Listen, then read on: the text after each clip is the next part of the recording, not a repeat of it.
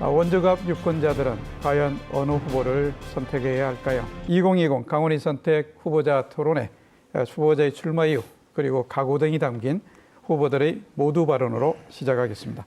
각 후보에게 주어진 시간 1분입니다. 순서에 따라 권성정 후보의 모두 발언부터 듣겠습니다. 권성정 후보입니다. 원주 시민 여러분 안녕하십니까? 기호 9번 무소속 시민 후보 권성중입니다. 코로나19 때문에 많이 힘드시죠? 우리 모두 힘을 합쳐 코로나 전국을 잘 극복했으면 좋겠습니다.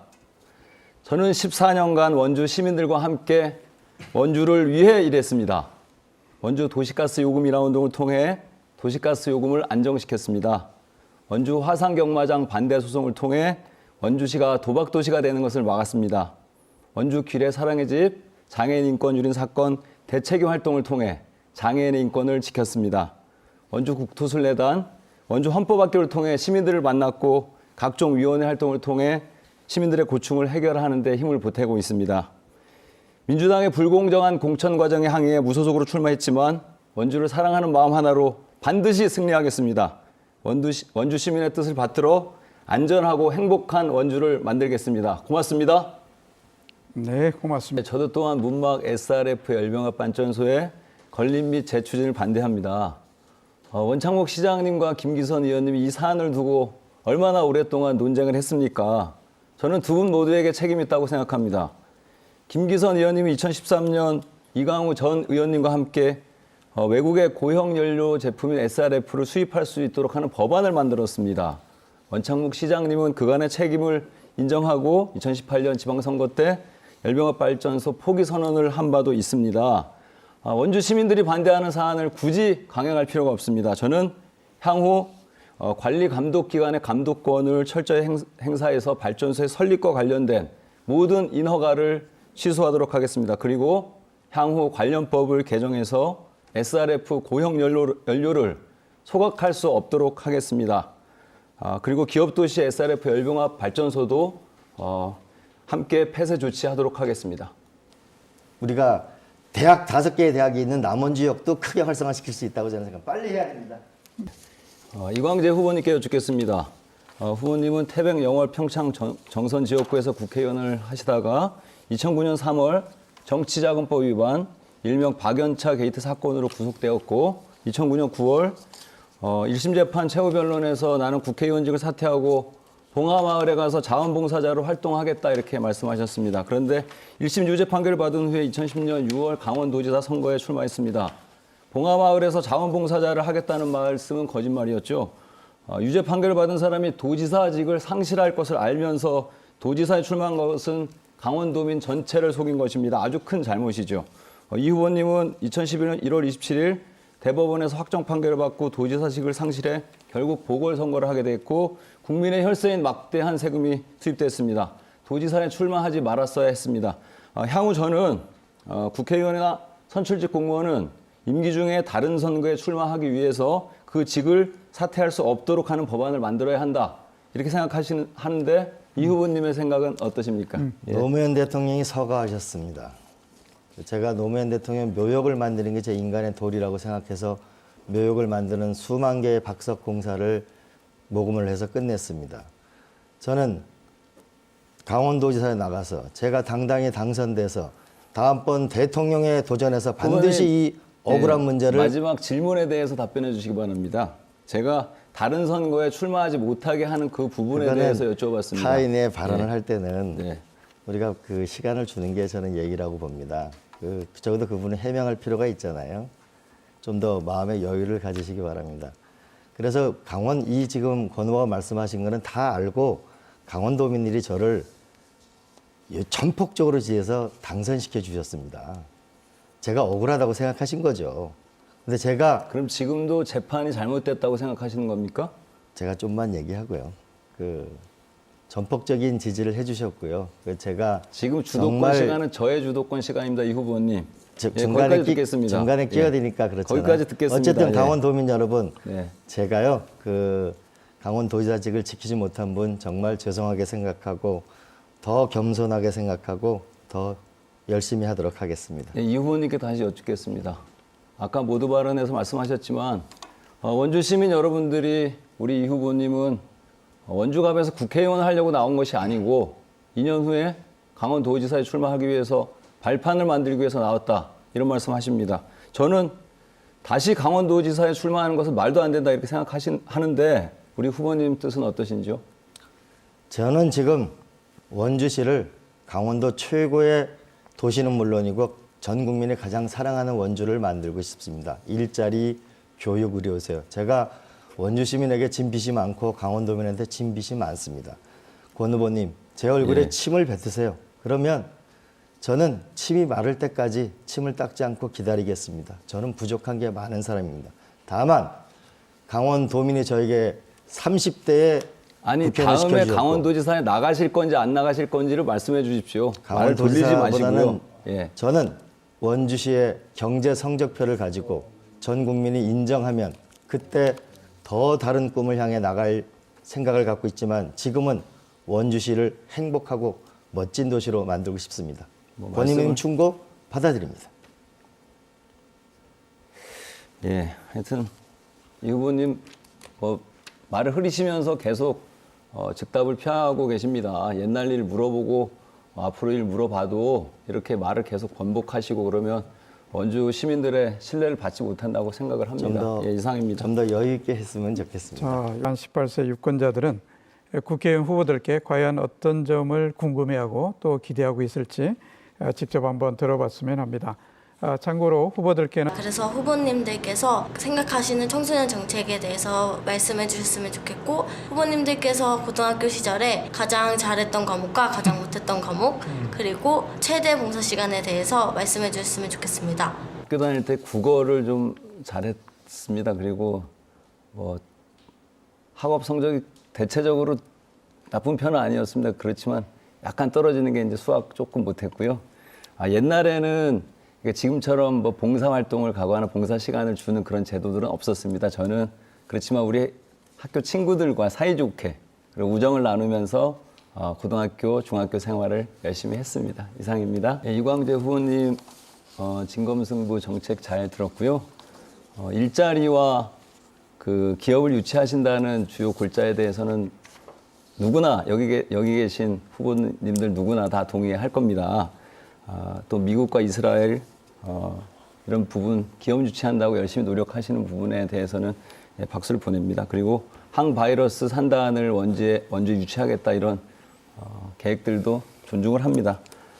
다만 누가 이런 일을 할 수 있느냐입니다. 사실 우리 이광재 후보님 공약집을 보면 원주의 클래스를 높입니다. 이런 이런 주장을 하십니다. 원주의 클래스가 낮다는 뜻으로 좀 이해가 되고요.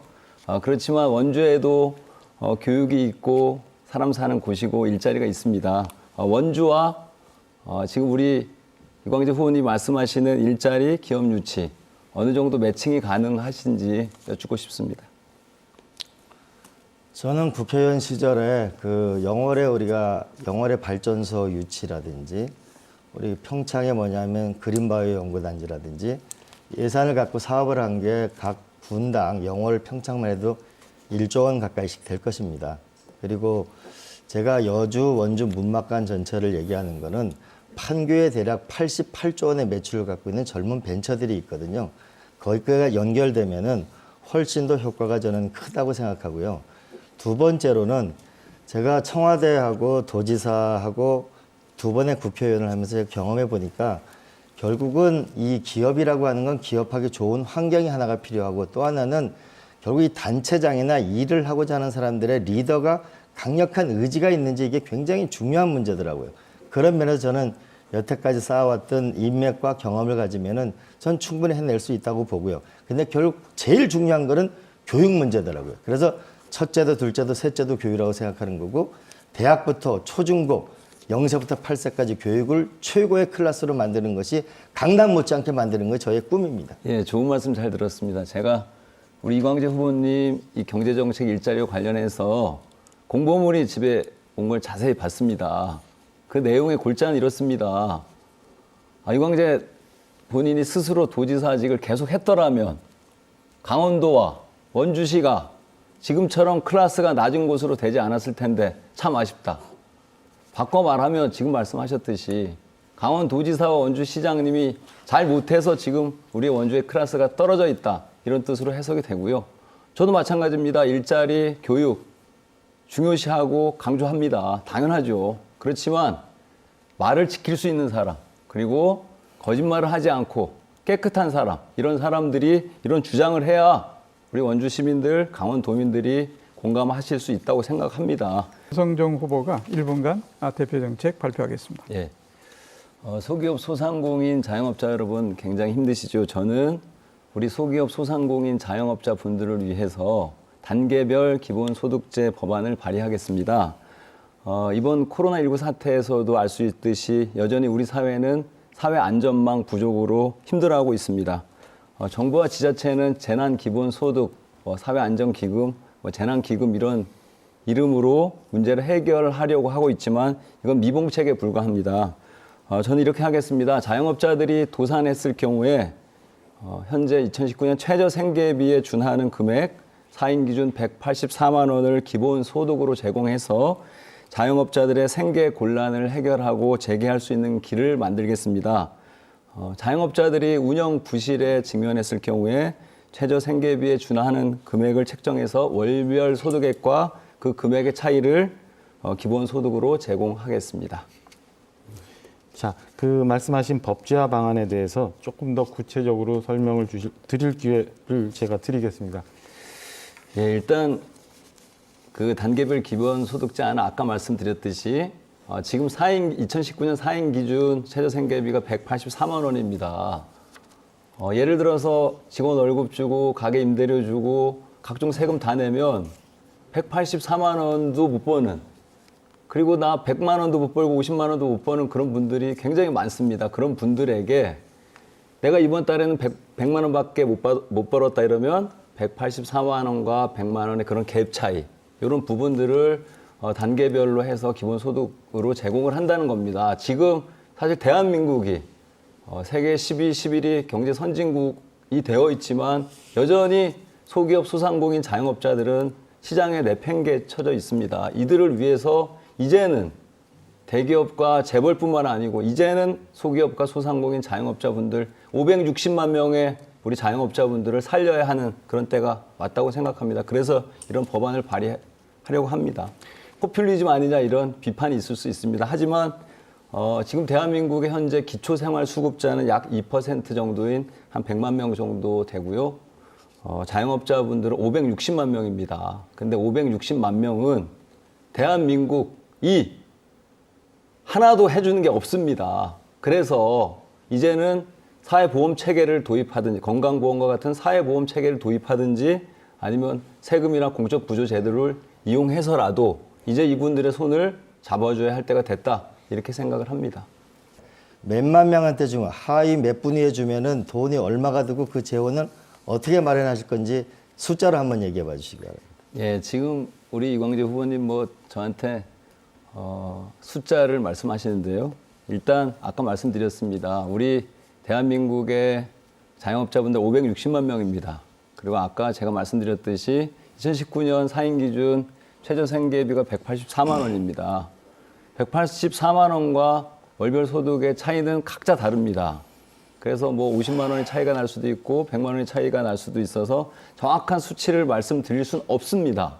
그렇지만 사회보험 체계나 사회보장 체계를 도입을 할 때 건강보험도 처음에 마찬가지였습니다. 우리 돈을 내고 건강보험을 냅니다. 지금도 똑같이 기본소득, 단계별 기본소득제 법안을 만들고 체계를 만들면 그 해당 상공인 자영업자분들에 대해 그 해당되는 만큼의 사회보험료 이런 것들을 내면 됩니다. 그래서 그 돈 낸 것을 일단 받는 것을 기본으로 하고요. 그것이 부족할 경우에 나라에서 재원을 투입을 하거나 공적 부조를 하는 그런 체제를 이용하면 됩니다. 좋은 정책 잘 들었고요. 도시재생 말씀하셨습니다. 우리 원주 갑지역에 원도심, 구도심 많이 존재하고 있습니다. 중앙 원인 일선 학성, 태장, 우산 이렇게 좀 구도심 많이 집도 다닥다닥 붙어 있고 도로도 없고 주차장도 없습니다. 이런 부분들에 대해서 아까 도시재생 말씀해 주셨는데 어떻게 좀 하실 건지 답변 부탁드리겠습니다. 저는 획일적인 토목공사형의 도시재생을 바라지는 않습니다. 제가 말씀드리는 도시재생 방식은 아까 말씀드린 것처럼 역사와 문화가 조화되고 기존에 있던 주택들이 좀 더 역사적으로 활용될 수 있는 방안을 말씀을 드리는 겁니다. 가령 지금 태장동, 우산동, 학성동, 평원동 등 이 원도심 경우 단독주택들이 굉장히 많이 있는데요. 이거를 단계별로 서너 채씩 매입을 해서 개발을 한다면 그게 아이들을 위한 소규모 공원도 될 수 있고요. 농구장도 될 수 있고요. 주차장도 될 수 있다고 생각을 합니다. 그래서 아까 말씀드린 것처럼 의병거리를 활용하기 위한 역사 문화와 조화가 된다면 획일적인 택지 개발형 도시 재생 방법 없이 충분히 아름다운 원도심을 만들 수 있다고 생각합니다. 예, 박정 후보님, 미래통합당이 사실 다른 당과 조금 다른 점은 대기업이나 부자들 편을 많이 든다 이런 비판이 있습니다. 원주에도 사실 부자들만 사는 것이 아니고요. 대부분은 서민입니다. 어려운 분들이 많이 살고 있는데요. 박정 후보님 공약집을 보면 이광재 후보님보다는 덜하지만 마치 원주를 금방 서울처럼 아니면 대도시처럼 이렇게 만들 것을 공약하고 있는 것을 알 수 있습니다. 원주의 현황을 잘 아시고 이런 공약을 하신 것인지 또 지금 의병거리나 이런 부분들이 어느 정도 원주 시민들이 원해서 나온 공약들인지 답변 부탁드리겠습니다. 후보들이 답변 이제 구별이 돼야 되니까 편의상 제 왼쪽에 있는 우리 권성중 후보부터 답변하시고 제가 그다음 호명 안 하더라도 연이어 답변해 주시면 되겠습니다. 자, 그럼 바로 시작하겠습니다. 이번 선거 결국엔 내가 이긴다. Yes. Yes. Yes. 원주 구도심 침체 전면적인 개발만이 해답이다. No. No. Yes. 원주 여주 전철의 문망역 신설 가능하다. No. Yes. Yes. 원주로 강원도청사 이전 실현될 수 있다. Yes. Yes. Pass. 패스입니까? 예. 자, 마지막은 주관식입니다. 나에게 있어 원주는 무엇이다. 이 무엇에 대한 답변을 해주시면 되겠습니다. 주관식이죠. 권성중 후보부터 하겠습니다. 나에게 원주는 평생 함께할 친구입니다. 네, 다음은 권성중 후보입니다. 예, 저는 문망역을 건립하는 것이 현재로서는 현실적으로 어렵다는 말씀을 드립니다. 여주에서 문망을 거쳐서 서원주역으로 가는 것이 어렵다는 것은 원주시와 문막읍의 입장입니다. 지금은 문막과 서원주역, 서원주역과 기업도시를 잇는 4차선 직선도로를 개통해서 먼저 문막과 기업도시 주민들의 불편함을 해소해 주는 것이 먼저입니다. 그리고 질문 내용이 이렇습니다. 이전이 예정된 무실동 원주 교도소 부지에 대해 후보들마다 나름의 해법 갖고 계실 텐데요. 원주 교도소 부지 활용 방안에 대한 세 후보의 생각 들어봤으면 합니다. 네, 저는 원주 무실동 원주 교도소 부지에 법무 테마파크를 조성하고 도서관을 건립하겠습니다. 교도소 건물 원형을 보존해서 교도소 체험, 교도소 견학, 범죄 예방 교육, 영화 촬영, 드라마 촬영을 할 수 있는 공간으로 만들겠습니다. 그리고 도서관을 건립해서 무실동 단계동 주민들이 손쉽게 찾을 수 있는 문화 공간을 만들겠습니다. 7번 방의 선물이란 영화가 원주교도소에서 촬영된 바 있습니다.